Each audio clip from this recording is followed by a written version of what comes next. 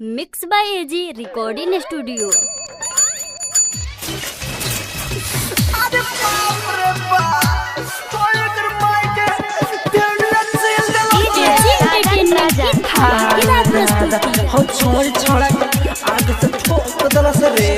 अरे रे लग रहा रे, अरे पकड़ छोड़ ठोक भागल जाते रे। ये कैसे हो गई हो? ओ कादा के रहे नालू रहो, कजो पानी रहे भी दूर हो। लागत फर्स्ट बार चल लिया। कादा के रहे नालू रहो, कजो पानी रहे भी दूर हो। आज जब मरले धीरे को गइलो देहिया में ठीक, जब मरले धीरे को गइलो देहिया में ठीक, बीच सड़क के पटो को दिले बा।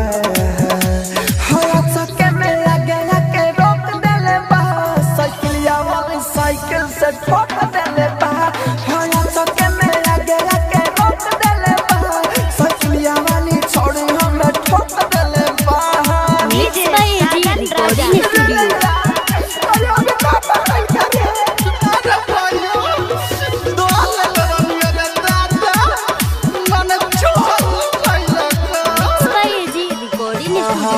रहे घमंडे में पूरा बड़ा पूरा हो, देहिया पगिरल बा फूटल बा मुड़ हो।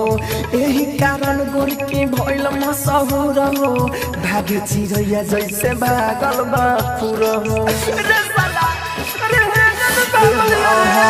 रहे घमंडे में पूरा बड़ा पूरा हो, देहिया पगिरल बा फूटल बा मुड़ हो। यही कारण गोर के भइल मशहूर हो, भागे चिड़ैया जैसे भागल बा पूरा हो।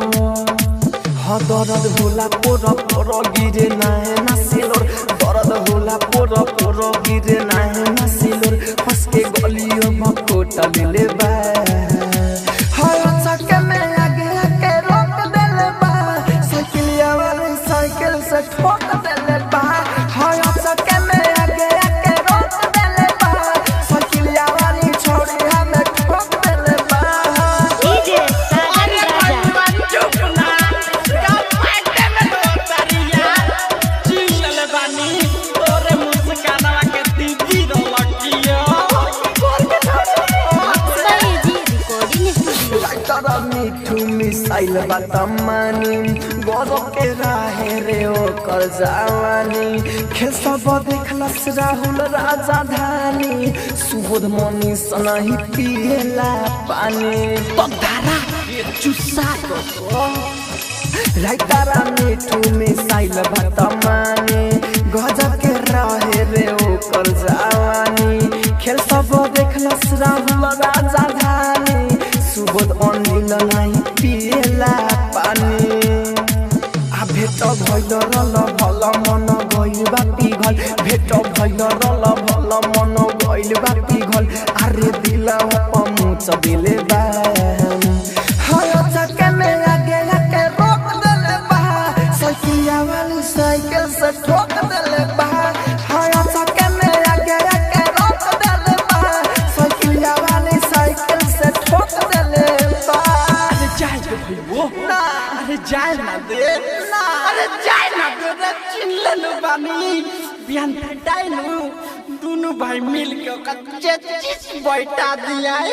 ठीक है okay. Mix by AG recording studio, Roshanpur Sapaha.